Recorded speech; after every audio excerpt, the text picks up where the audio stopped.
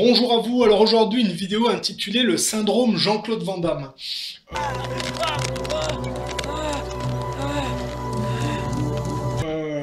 Jean-Claude Van Damme, le trait qui le caractérise le plus au niveau de l'entertainment, on va dire, c'est le grand écart, hein. Et il y a une symbolique du grand écart de Jean-Claude Van Damme. Le grand écart de Jean-Claude Van Damme symbolise le grand écart entre l'Europe, plus précisément la Belgique, et les États-Unis. La vidéo va se concentrer sur le fait que les Européens ne correspondent pas à la mentalité de fond américaine, pas complètement, et Jean-Claude Van Damme l'illustre assez bien. En fait, dans sa quête personnelle d'émancipation, il se paume, et il va se perdre aux États-Unis. Et il va travailler au sein d'un système. Alors, avec le temps, il devra en avoir conscience, mais c'est quelque chose de subtil. Et un système qui ne considère pas les Européens de manière bienveillante, mais comme des gens à superficialiser. Ça veut dire que, au niveau émancipatif, les Européens sont plus costauds que les Américains. Ça tient du fait que les Américains sont des colons envoyés superficialisés dans la nature par les Européens. Mais, plus précisément, par le pôle anglo-saxon et l'Angleterre. C'est pas l'Amérique francophone qui décide des orientations politiques aux États-Unis. Ça se saurait. De même au Canada, c'est pas la communauté francophone, c'est la communauté anglophone reliée à la vieille Angleterre, si vous voulez, hein. Au Canada, c'est la reine d'Angleterre qui chapeaute le tout, hein. Il faut le savoir. Et aux États-Unis, ça n'est qu'un produit dérivé de l'Angleterre. Ce qui fait qu'il y a toujours l'antagonisme entre culture francophone et culture anglo-saxonne. C'est le conflit catholique-protestant où il y a toujours eu, déjà au niveau des guerres de religion, une tentative de dégradation de l'héritage catholique par les protestants au profit du judaïsme, le couple judéo-protestant. Ce qui fait que quand Van Damme va faire la prostituée pour Hollywood, eh bien, il se retrouve déjà à passer pour le méchant au début de ses films, hein, donc le communiste, parce qu'en plus, il n'y a pas que l'antagonisme aux catholiques, il y a l'antagonisme aux orthodoxes. Regardez mes vidéos sur comment le bolchevisme a été mis en place par les Anglais pour dégrader l'orthodoxie en Russie, et comment les Américains, quand ils ont pris la suite du libéralisme anglais par le néolibéralisme, ont poursuivi la dégradation de la branche russe par la guerre froide. Van Damme, au début, dans L'Arme Absolue ou dans le Tigre Rouge, là, je mettrai les titres, il joue le méchant, parce qu'il vient d'Europe. Donc pour les Américains, c'est les gens, c'est un peu vous savez, c'est un peu les Américains, il faut comprendre, c'est un peu les Vikings qui déferlent sur d'autres cultures pour les piller, avec un rapport au monde défaitiste, matérialiste, style Odin. Hein, ça donne le protestantisme qui est un truchement du catholicisme par le paganisme nordique. Or, la caractéristique d'Odin, c'est de troquer sa spiritualité, l'œil gauche, contre la science, hein, à la fontaine de Mimir, et de finir broyé donc dans le Ragnarok par les mâchoires du loup Fenrir. Ce que ça veut dire, c'est que quand on parle du paganisme nordique, on parle de la tentative d'émancipation intergénérationnelle, où, chez les Nordiques, le défaitisme et le fait de se réfugier dans le culte de la science plutôt que d'aller vers la spiritualité, les diminue au profit du judaïsme, on va être clair. Alors que les catholiques, qui ont aussi des origines paganiques nordiques, mais avec la France, par exemple, avec Charlemagne, qui était un franc plutôt d'origine allemande au départ, s'est allié avec Rome. Il y a toujours eu un antagonisme au niveau des cultures nordiques entre ceux qui étaient plus sur le positivisme gréco-romain et le christianisme gréco-romain originel, et ceux qui, plus exposés dans le nord, ont toujours été réfractaires à l'émancipation christique, ce qui explique le couple judéo-protestant et l'antagonisme envers la catholicité et l'orthodoxie, qui sont plus des régimes chrétiens originels. Même si c'est un dévoiement du christianisme originel, c'est quand même moins superficiel que ce qui est judéo-protestant. Ce qui fait que Van Damme, bon, les Américains vont s'en servir pour leur modèle de contamination. Regardez, j'ai fait une vidéo sur Kickboxer pour expliquer que dans Kickboxer, il va aider son frère qui s'est fait briser la colonne vertébrale par un Vietnamien et il va essayer de se venger. Mais son frère, c'est celui qui a perdu au Vietnam, on va être clair. Van Damme, c'est les années 80-90, le Vietnam, c'est fin 60, début 70, et ils ont raté sur le terrain par la contrainte militaire, donc ils essayent par les mouvements de mode. Et comme Van Damme va faire le tapin pour les Américains, ils s'en servent pour leur modèle contaminateur par les effets de mode. Ce qui fait que c'est pour ça qu'on retrouve dans Kickboxer le personnage qui va aider Van Damme à prendre sa revanche, qui est un ancien du Vietnam et qui est un trafiquant d'armes, si vous voulez. On voit bien que Hollywood est tenu par le pôle juif sioniste qui pousse les Américains à la déportation colonialiste et du culte de la science qu'ils avaient déjà encouragé chez les Anglais et qui essayent en Asie de continuer la poursuite de cette dégradation superficielle par le globalisme marchand imposé par le contrainte militaire. Et c'est un modèle consumériste gauchiste du culte des déviances. À chaque coup que les Américains se déportent dans un pays, regardez, hein, au Vietnam c'était la cocaïne, en Afghanistan c'est le trafic d'opium. Il y a toujours le couplage intervention dans des pays sous de faux prétextes, avec trafic de drogue parallèle, ce qui aujourd'hui leur permet de financer le terrorisme. Hein. Il faut être clair, le trafic d'opium en Afghanistan sert à financer les terroristes, notamment en Syrie. Hein. Il n'y a pas d'ambiguïté là-dedans. On est bien dans un modèle... Mais les Anglais faisaient pareil. La guerre de l'opium, c'est quoi? Ils contraignaient les Chinois à se droguer à l'opium, hein, sous la contrainte militaire, sous la menace militaire. Et donc Van Damme, qui au départ n'a rien à faire dans cette culture américaine, va faire le tapin et prête sa plastique à une inversion accusatoire dans les films notables. D'ailleurs, parce que je vais faire une aparté, il y a toujours les gens qui font la liaison entre l'Europe et les États-Unis qui permettent aux États-Unis progressivement de phagocyter la culture européenne. Regardez, Lindbergh, il a fait la transition entre la France et les États-Unis par avion. Et on se dirigeait vers la Seconde Guerre mondiale, mais la Seconde Guerre mondiale, ça n'est que la destruction de la vieille Europe au profit de la passation de pouvoir entre le libéralisme anglais et le néolibéralisme américain. Hein, et oui, parce que si la Première Guerre mondiale, c'est le fait de faire payer la facture du colonialisme et du culte de la science anglais aux Allemands qui étaient moins impliqués dans le colonialisme, la Seconde Guerre mondiale, ça a consisté à achever le résiduel de l'Empire romain germanique que les nazis incarnaient un peu pour imposer l'Americano of Life. Et ils ont profité, parce que ça fonctionne en tandem, hein. Les Anglais et les Américains ont bien provoqué le Hitler pour le pousser, mais comme Napoléon, hein, ils avaient fomenté la Révolution française pour dégrader la catholicité et se débarrasser d'un concurrent. Ça crée Napoléon, qui est un sursaut un peu gauchiste, qui va dégrader l'Europe au profit du libéralisme anglais. Ils vont le pousser contre la Russie et après ils vont battre la France et la France va se soumettre notamment au libéralisme anglais, ce qui inclura la dette et ce qui va aboutir à la Première Guerre mondiale. Mais en même temps que ces choses se produisent, évidemment, le modèle libéral anglais produit une dette énorme, et il maquille toujours ça par des guerres de masse. Mais la Seconde Guerre mondiale, ça n'est que le fait de maquiller, par exemple, la crise de 29 chez les Américains, puisque la déportation coloniste anglaise a pas été stoppée. Ça donne l'accentuation de ce modèle que sont les États-Unis. Et ce modèle va donc provoquer aussi des crises, et ils vont les maquiller par des guerres de masse en faisant payer l'addition à la vieille Europe, si vous voulez. Et évidemment, je ne fais pas l'apologie des nazis, bien sûr. Eux aussi, c'est des Nordiques. Et donc, il y a bien un règlement de compte entre tribus nordiques. Ils vont financer Adolf Hitler pour dégrader l'Europe après l'avoir provoqué et poussé à entrer en guerre. Et ils vont le pousser contre les Russes, 27 millions de morts. Et ils vont poursuivre leur logique de dégradation de la branche russe en utilisant des plus costauds qu'eux. Et une fois que les Russes auront fait le travail, les Américains interviennent à la toute fin de la guerre et récupèrent la mise avant les Russes, si vous voulez. Et ce qui a permis au Commonwealth de s'étendre et aux intérêts subtils des Anglais, c'est-à-dire les compagnies privées, de pousser plus avant leur avantage, avec la force d'impact que les États-Unis représentent, si vous voulez. Et donc ça donne la City Wall Street.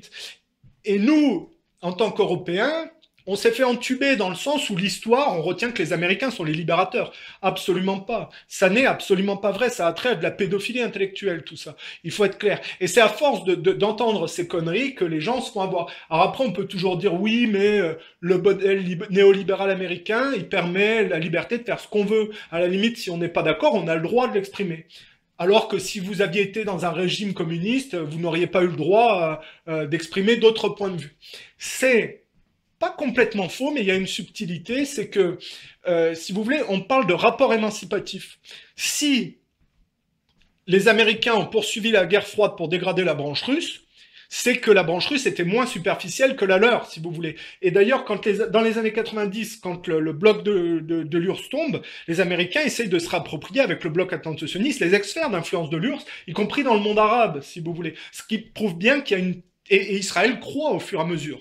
Alors, c'est bien que il y a un problème de mimétisme subtil où les gens plus superficiels, mais mieux organisés, prennent le pas sur des cultures religieuses en déshérence ou des cultures religieuses dégradées qui ont produit un élan, qui se superficialisent et que les Américains essayent de convertir, si vous voulez. On peut parler de conversion inversée antichrétienne, hein, c'est tout à fait vrai, c'est pas complètement faux d'ailleurs. Hein.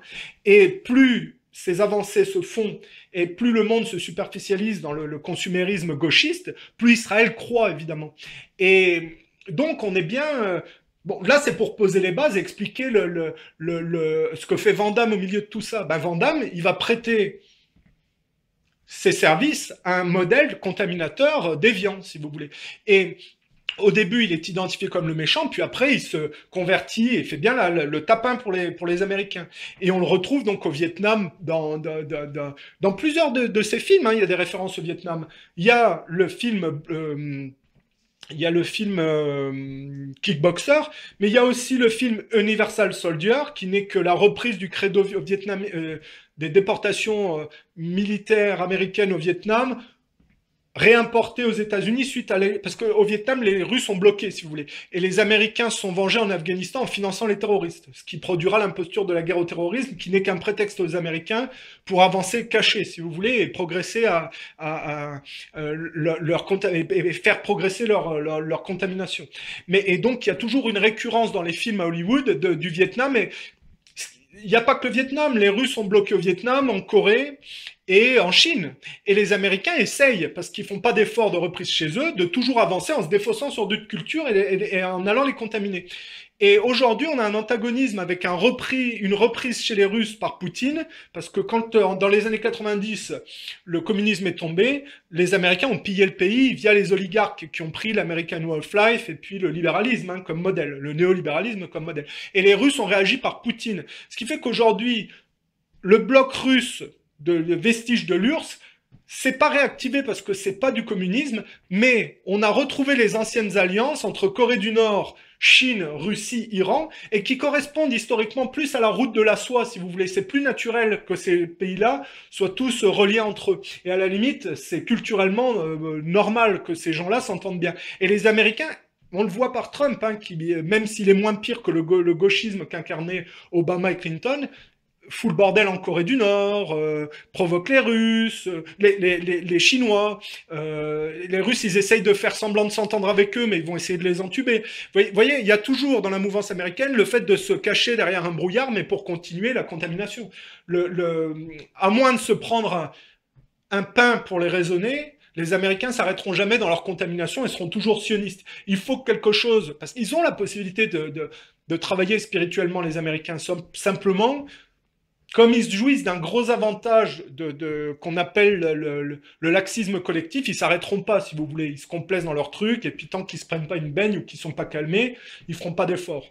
Et je vous jure que les Américains, c'est des vantards. Hein. Dès que vous les coupez de leur avancée technologique, si leur sous-marin ou leur avion où leurs porte-avions sont bloqués électroniquement, ils rentrent chez eux, ils pleurent. Hein.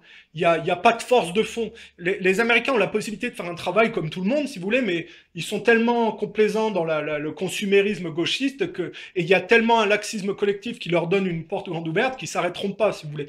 Et donc, il y a un bloc antagoniste qui est plutôt pro-russe contre un bloc américain.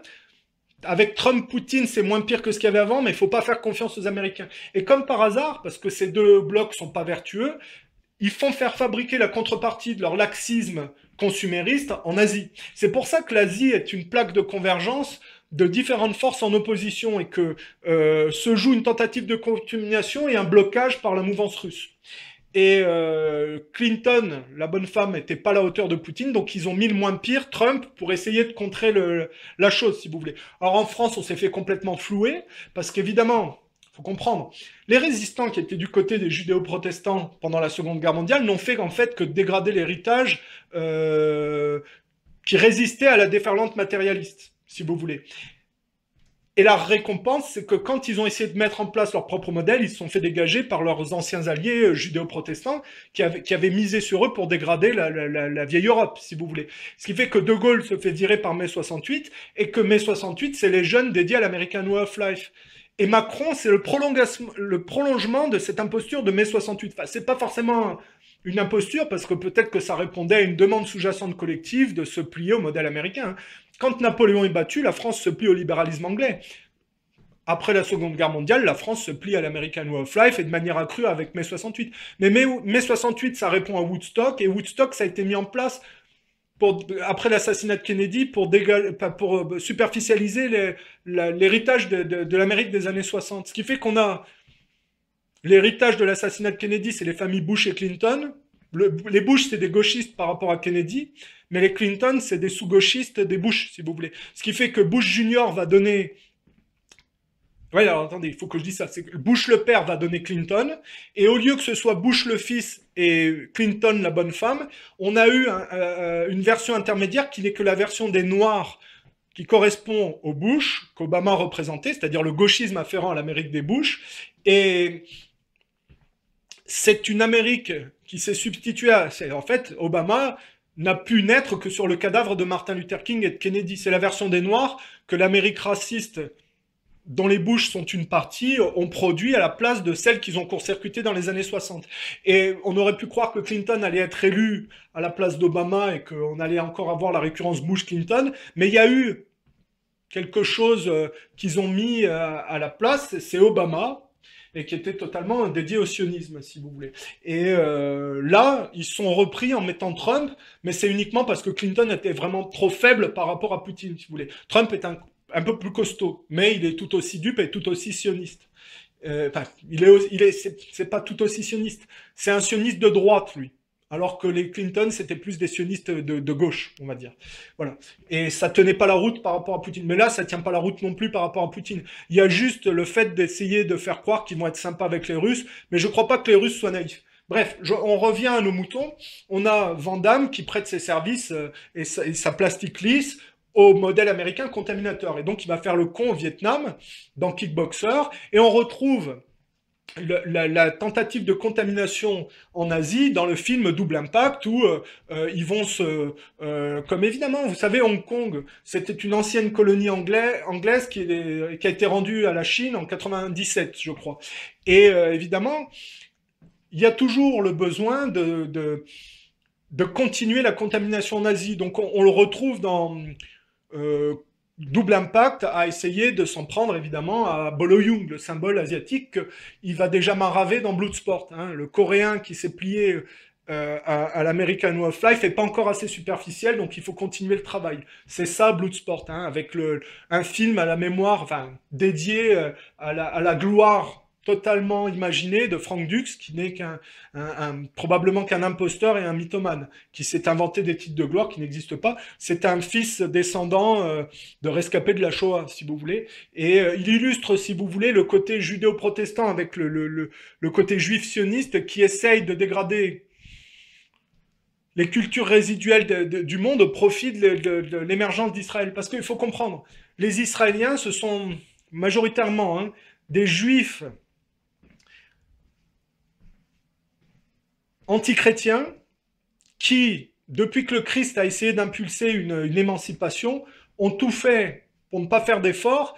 Et là où l'Empire romain a dispersé Israël, si vous voulez, le laxisme collectif a permis progressivement à des gens qui n'ont pas fait d'efforts depuis l'arrivée du Christ de se réapproprier ce qu'ils avaient perdu, si vous voulez. Et donc, le personnage de Frank Dux, c'est un peu la symbolique du guerrier juif inversé qui, par les mensonges et les manipulations, permet à des puissances négatives comme les États-Unis de dégrader la planète au profit de la résurgence d'Israël et de la perpétuation du modèle juif sur la superficialité collective. Parce qu'il est évident que l'angoisse du juif, c'est la disparition. quand le Christ arrive et que l'Empire romain s'approprie les préceptes du christianisme, le judaïsme est dispersé aux quatre vents. Parce que les gens qui sont enfermés dans le judaïsme et qui ne veulent pas en sortir, si l'humanité s'émancipe, ils disparaissent parce qu'ils n'ont plus, ou ils sont complètement marginalisés. Et voilà, vous voyez ce que je veux dire. Et les juifs qui veulent pas faire d'efforts, en fait, leur truc à eux, c'est de superficialiser les gens et les enfermer dans le monde artificiel au profit de la perpétuation de leur modèle enfermé, si vous voulez. Et ça explique le rapport malsain des juifs sionistes au monde. Et ça montre aussi l'hypocrisie des gens à ne pas vouloir faire d'efforts et à préférer permettre au judaïsme de se perpétuer plutôt que de permettre à des cultures de s'en sortir par le haut, si vous voulez. Bah, c'est une réalité. Mais après, il ne faut pas non plus être malhonnête. C'est parce que les gens ne font pas d'efforts et que les mouvements religieux sont en état de faillite complète et que ça peut se comprendre dans le rapport foncier que les Juifs entretiennent au monde. Ils pensent que si des gens ne s'occupent pas correctement de leurs terres, alors il est de leur devoir de se les réapproprier parce qu'eux, ils ont un projet, ils savent quoi en faire, quoi. Même si c'est plus superficiel, ils sont mieux organisés d'après eux, quoi. Et donc, on peut... de toute façon, ce rapport au foncier est primordial pour comprendre la mouvance judéo-protestante parce que les protestants regardent les cultures religieuses résiduelles en déshérence, provoquent des crises économiques, se réapproprient l'héritage notamment foncier, le remettent à leur sauce et revendent en faisant une plus-value, si vous voulez. Il y a bien une réappropriation de quelque chose en état de faillite pour le superficialiser, mais en prendre avec un culte de la forme, si vous voulez, et le transformer en sauce plus superficielle, si vous voulez. C'est vraiment un rapport au foncier de ceux qui tiennent pas leur patrimoine, qui n'entretiennent pas leur patrimoine. Alors eux sont plus superficiels, mais la réappropriation du patrimoine leur permet de voler l'héritage et de transformer cet héritage en quelque chose de plus superficiel, mais de mieux organisé et de mieux tenu, si vous voulez. Parce qu'on peut toujours critiquer les judéo-protestants pour leur superficialité, mais ils sont très bien organisés et dans leur superficialité, ils sont extrêmement bien... si vous voulez, c'est ça l'antagonisme, c'est qu'on a des mouvements religieux totalement bordéliques en déshérence, et en face, vous avez des mouvements superficiels, beaucoup plus superficiels, mais beaucoup mieux organisés, et qui sont donc une grande force d'impact, si vous voulez, qui sont plus séduisants dans l'apparence. C'est parce que, donc, c'est ce que j'ai expliqué, c'est parce que les mouvements religieux sont incapables de tenir leurs préceptes et de proposer quelque chose, si vous voulez. Voilà. Donc on a affaire à un modèle de pilleur et de pirate déguisé, si vous voulez, mais c'est comme ça. Hein. Et évidemment, cette piraterie, aujourd'hui, s'est parée de titres pompeux, mais les agences économiques ne font que de la prédation et de la piraterie aujourd'hui. Hein. Ils provoquent des crises économiques pour dégrader des économies, piquer l'héritage, et les refaire à leur sauce, endetter les gens, et puis vous voyez ce que je veux dire? C'est ça, hein. Faut pas être dupe. Et donc, je dis, voilà, on a le phénomène Jean-Claude Van Damme, c'est l'Européen qui correspond pas culturellement aux judéo-protestants et qui se retrouve à faire le tapin pour ce système-là. Alors, je vais vous montrer la subtilité. Jean-Claude Van Damme, je le suis persuadé, hein, c'est un type sympa, qui est absolument pas raciste, il a rien contre les Arabes. Mais, dans le film Bloodsport, c'est un film à la gloire de Frank Dux, donc un film de toute façon qui est mis par Hollywood, donc juif, sioniste, anti-arabe, pro-israélien. Et de fait, contrairement à ce que disent les réalisateurs de JCVD, je vous mettrai l'extrait,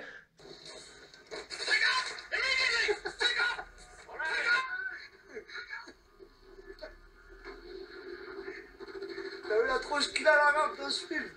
T'as vu la barbe? C'est un arabe, ça? T'as déjà vu un type comme ça dans un avion? Dans un métro, dans un bus? Il me ressemble, tu vas me dire? Il date de 86, le film. Et alors, ça t'arrive jamais de voir un truc et des années plus tard, t'as une idée. Tu te souviens même plus que c'est un truc que t'avais vu avant. Bon, allez, arrête, hein, Chuck Norris qui a donné l'idée du 11 septembre à Ben Laden, c'est des conneries. En tout cas, Chuck Norris, il bosse pour la CIA. Ah bon, tiens, c'était Schwarzenegger. Bien sûr, et ce trou-là, c'est du poulet. T'as vu comment ils s'énervent les Arabes dedans? On dirait des hyènes qu'on égorge. Mais dans un film d'action, il faut bien qu'il y ait des méchants. C'est bien ce que je te dis. Dans les années 70, c'était les Viettes, et maintenant, c'est les Arabes. Et Stallone dans Rambo 3, Rutger Hauer dans Mort au Vif, Bruce Willis dans Couvre-Feu, Steven Seagal dans Ultime Décision, comment il s'appelle, Mark Wahlberg qui va se battre contre tout l'Irak, Jean-Claude Van Damme. Il a jamais tapé sur les Et là, armes. Rudy, Jean-Claude Van Damme, là. c'est un film anti-arabe. Et d'ailleurs, le personnage caricatural de Sadiq Hossein, que Jean-Claude Van Damme a affronté, est tout à fait clair. Hein.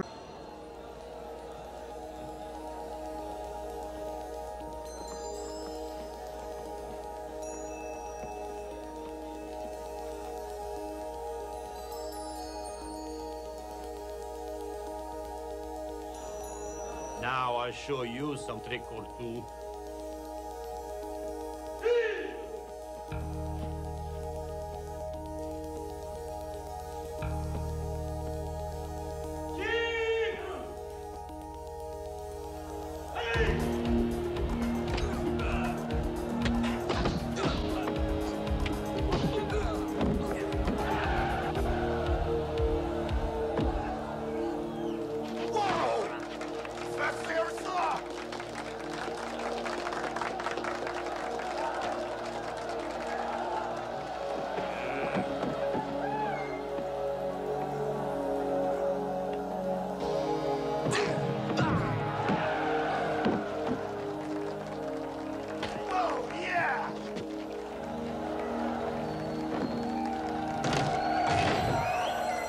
À ce niveau-là.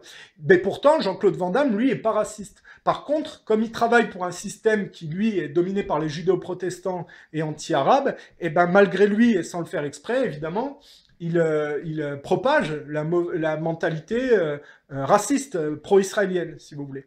Et c'est là qu'il y a une subtilité, c'est que, évidemment, cette attirance pour la mouvance judéo-protestante, fait que vous avez affaire à des cultures qui ne sont pas en adéquation complètement avec vos valeurs à vous, si vous voulez.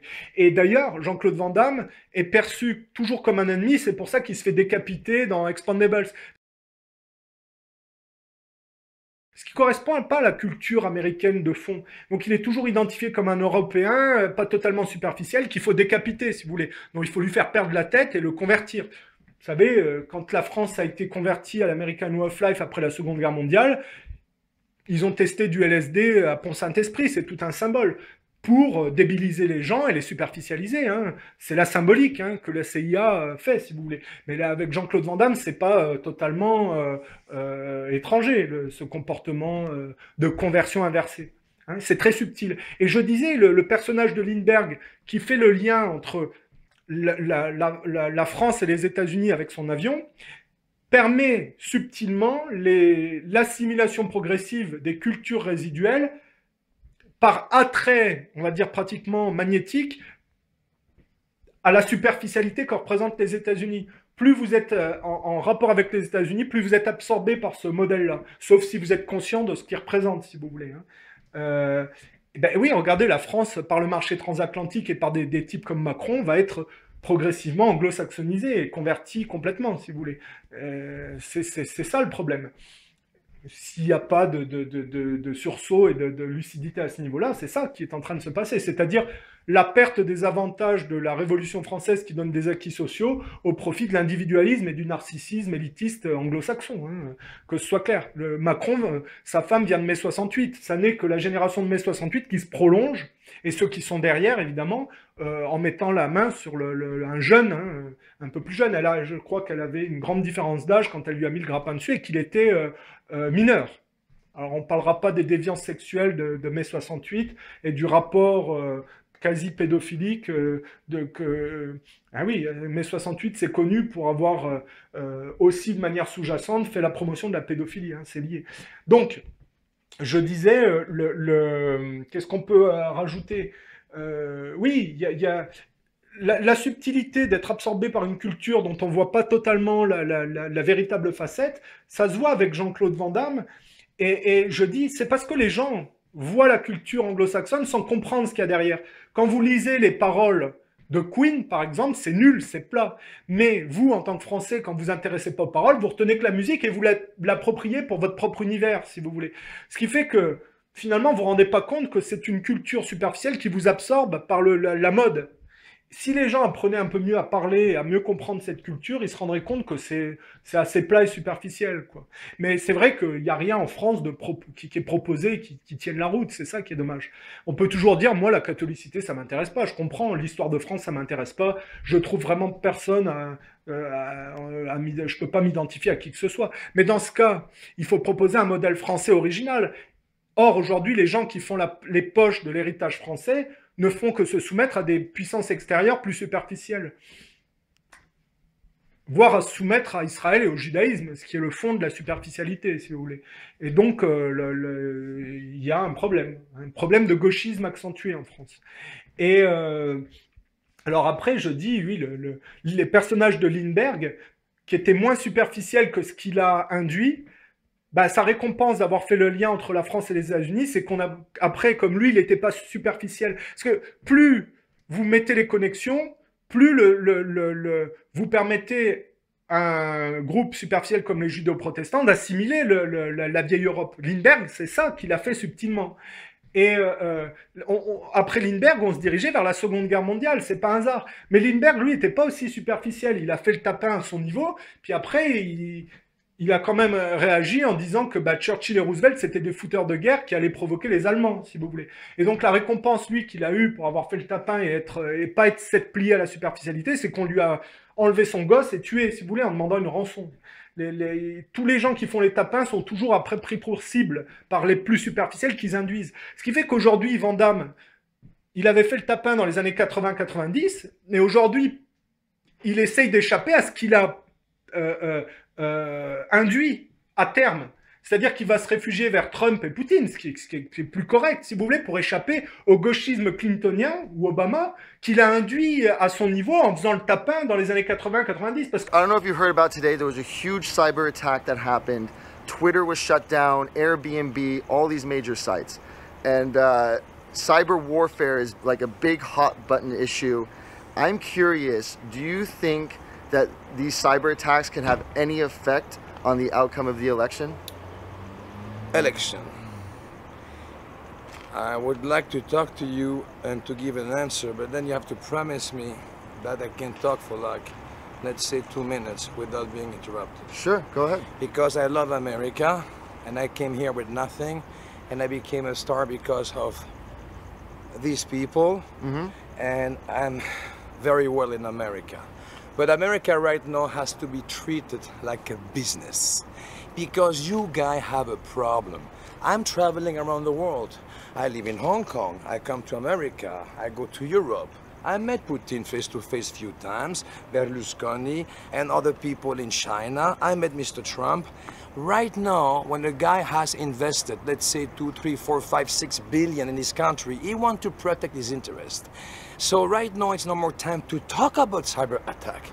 No more time to talk about nothing else than to fly to Russia, to have a vodka with Mr. Putin and to try to make peace, because all the rest are weak countries, except America is strong and Russia is strong. So they have to shake hands. And all that stuff about the hair and the Clinton and the insult, the locker room talk, I mean, do you know how many guys I know who say the word P-U-S-S, you know what, many, many times a day? Guys, you're talking about the wrong things in politics. Right now, you need a guy like, I would say, look, I love my brother Muslim. They love martial arts. Right. I love them. I love everybody on earth. Right now, we need Donald Trump. Plus vous... Regardez, je vais vous prendre un autre exemple pour Jean-Marie Le Pen. Il critique à juste titre la guerre en Syrie et la guerre en Libye, qui sont des guerres néocoloniales injustifiables. Mais lui, à son époque, il a fait la guerre d'Indochine et il a fait l'Algérie. Il a fait le tapin à son niveau pour un système colonialiste dont la suite logique était le néocolonialisme, si vous voulez. Alors on peut toujours dire, oui, le colonialisme est plus viril que le néocolonialisme, mais dans l'absolu, le néocolonialisme n'est que la contrepartie dévirilisée du colonialisme. Il fallait être ni colonialiste ni néocolonial, si vous voulez. Dans l'absolu, les deux ont tort. Il y en a un qui est plus viril et l'autre qui n'est que la poursuite des virilité de l'autre, si vous voulez. C'est l'antagonisme entre Front National et puis Front de gauche ou Parti Socialiste et tous les gens qui essayent de piquer l'héritage français, si vous voulez. Mais l'héritage français, il est basé sur une défaillance de fond qui, générationnellement, était déjà dans l'erreur. On peut toujours dire que De Gaulle était plus viril que la génération de mai 68 qui a fait les poches, si vous voulez, de la France. Mais De Gaulle, il était du côté de la résistance, et puis il était impliqué dans un modèle qui a déjà, à son niveau, été gauchiste par rapport à d'autres, si vous voulez. Plus les gens se plantent dans les erreurs de déportation, plus le phénomène, c'est comme une avalanche, si vous voulez. Et alors, on peut sauver Jean-Marie Le Pen et Jean-Claude Van Damme à leur niveau, parce qu'ils ne se correspondent pas, en disant que oui, mais il y a des limites à l'indécence et la famille. Et là, c'est vrai. C'est vrai qu'aujourd'hui, on ne peut pas aller dans le délire globaliste pro-pédophile, carrément. Hein. C'est pratiquement ça. Hein.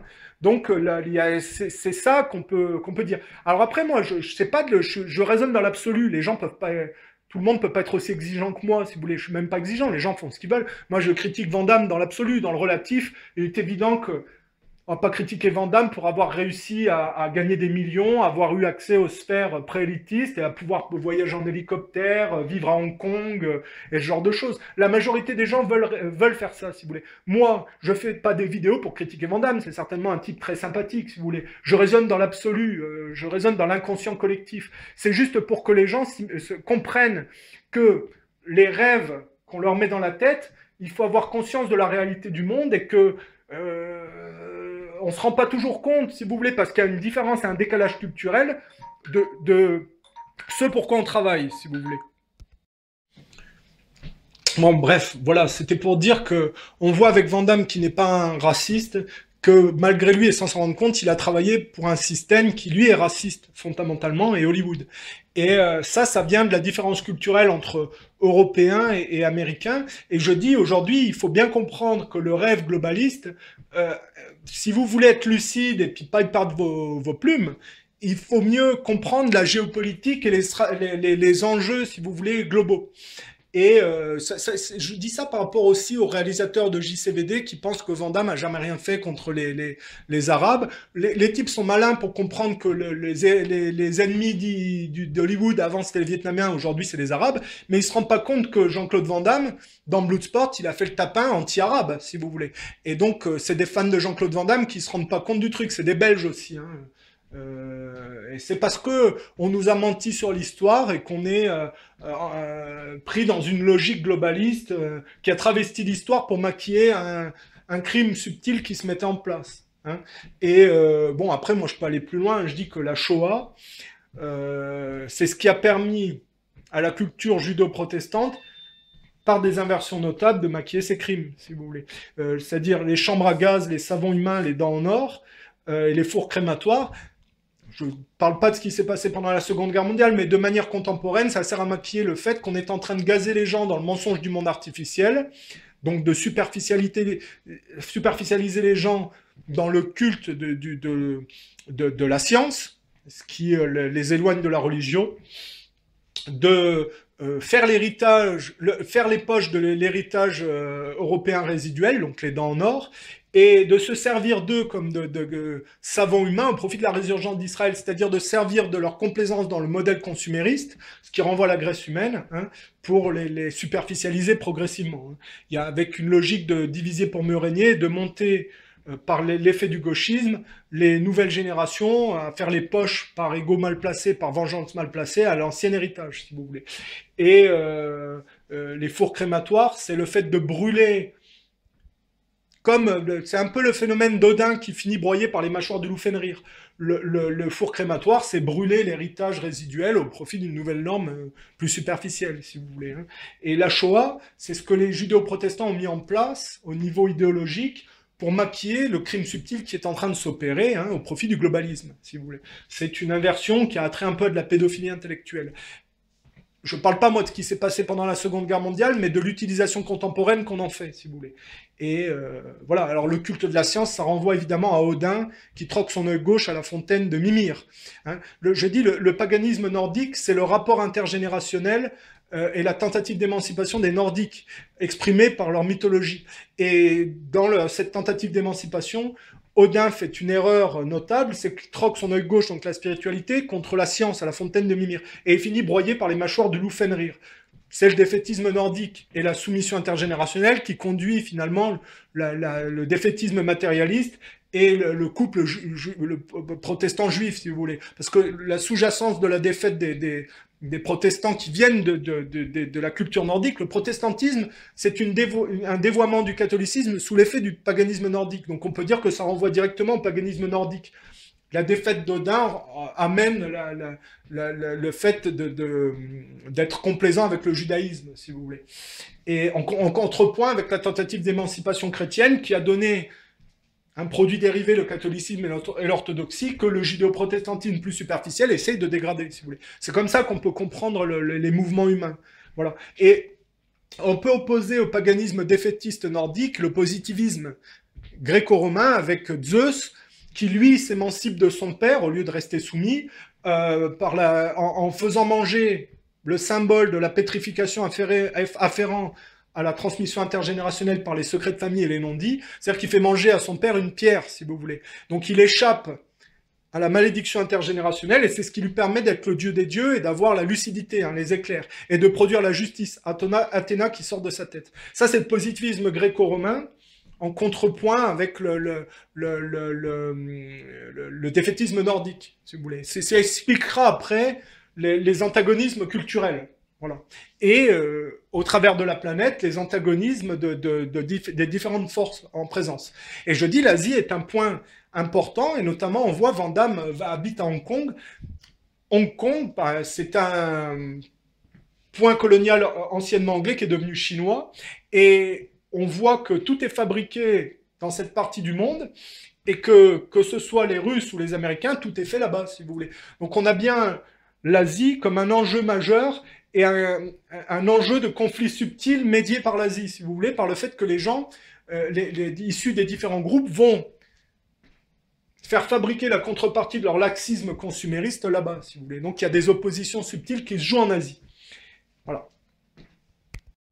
Ah oui, alors après, puisque j'ai quand même enchaîné sur l'Asie, parce qu'il y a un rapport entre films d'arts martiaux et puis Asie. À force d'être laxiste et de se déporter, si vous voulez, on va observer que les gens de la mouvance atlanto-sioniste vont se retrouver confrontés avec la montée économique de la Chine. Et peut-être qu'à terme, à force de se complaire dans le laxisme et de donner la part belle au globalisme, les Chinois vont progressivement absorber les autres cultures.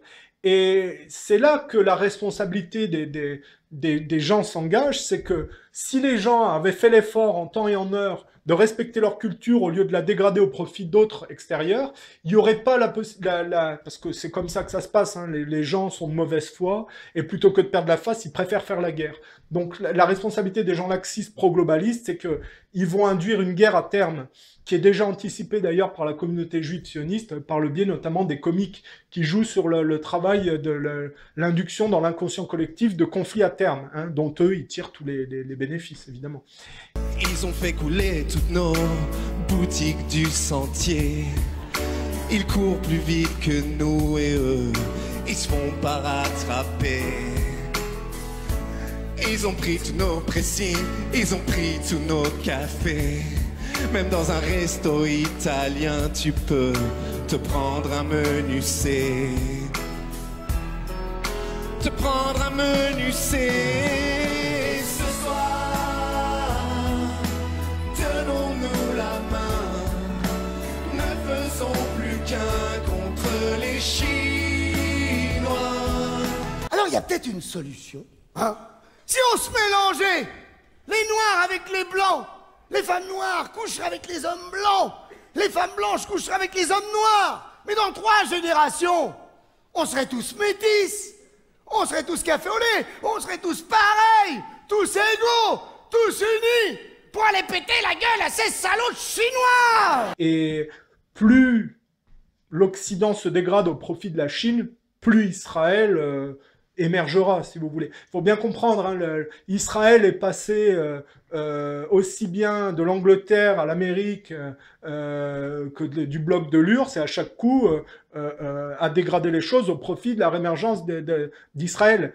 Et je pense que il est évident que pour les juifs sionistes, que la Chine et que les pays arabes liés au sionisme soient des pôles dominants, c'est pour leur émergence, c'est un aspect qui paraît incontournable, hein. Plus ces pôles-là s'imposeront au détriment de l'Occident, plus Israël s'imposera et prendra de poids. Donc il n'y a pas de doute à avoir sur les objectifs des pro-israéliens avec les cultures occidentales, hein. Il n'y a absolument pas de doute quant à leur motivation. Voilà. Et évidemment, il ne faut pas croire que ce qui est acquis par on va dire le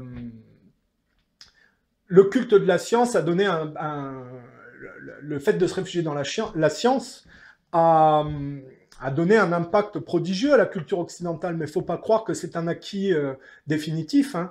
Il n'est pas impossible qu'un jour l'Occident soit le tiers-monde devienne le tiers-monde d'autres puissances, hein, parce que les gens ne prennent pas soin de leur culture et partent en déshérence.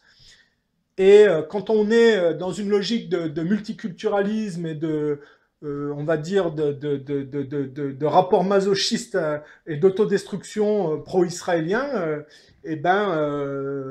ces tendances-là s'accentuent dans le temps, hein, et parfois c'est très compliqué de remonter la pente, si vous voulez.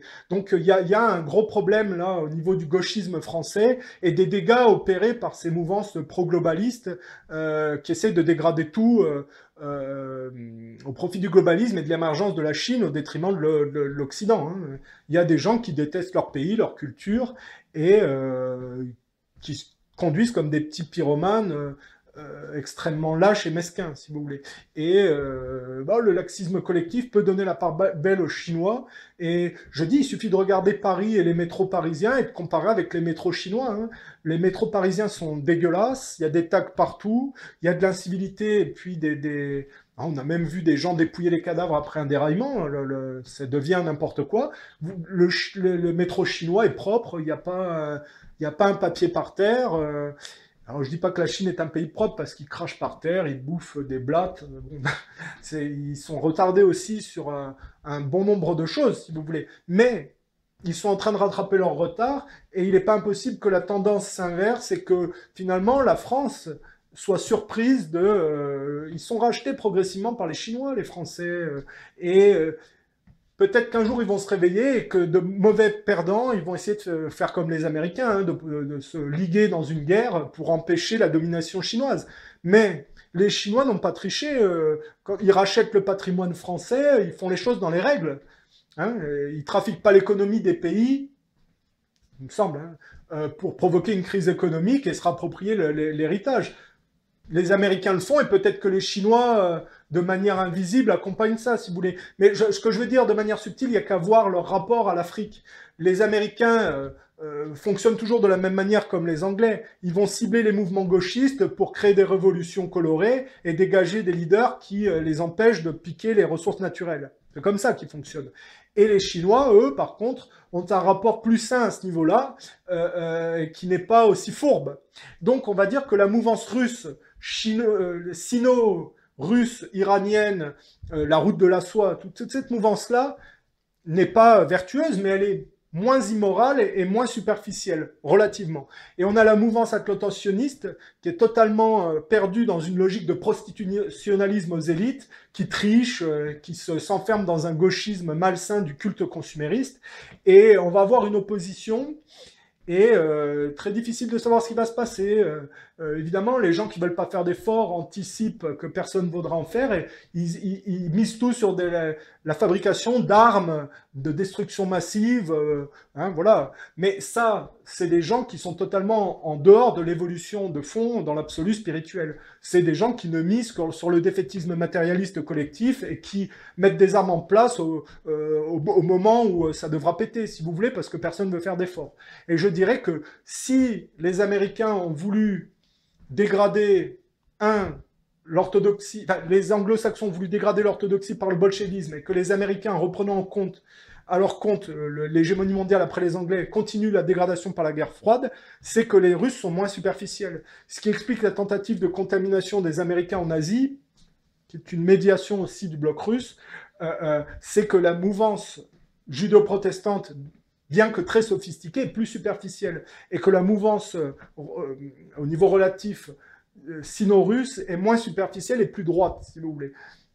Et donc, je dis, à force d'être laxistes, les Chinois vont prendre le dessus, et il n'est pas impossible que les gens décident de faire une guerre pour ne pas perdre la face, si vous voulez. Ça c'est la responsabilité des gens de ne faire aucun effort et de ne pas prendre soin de leur propre culture, si vous voulez. Bon. Et les gens risquent d'avoir de très mauvaises surprises, hein. Ça peut même être très abrupt, ce changement peut se faire de manière abrupte, et les choses peuvent très vite changer. Peut-être les gens n'ont pas très bien conscience qu'ils peuvent devenir le tiers-monde un jour, hein. Oui, c'est pas impossible. Bref, et dans ce cas, ils iront immigrer en Chine pour travailler à moindre coût pour les Chinois. Bon, ouais, c'est un cas de figure un peu imaginaire, mais sachez que il faut réfléchir à ces choses-là pour les gens qui font pas d'efforts. Bah, pour les gens qui font pas d'efforts, c'est leur problème, mais pour les gens qui veulent s'extraire de tout ça, il faut prendre en compte cette réalité-là pour bien s'en extraire. C'est ça que je veux dire. Voilà. Allez, à la prochaine.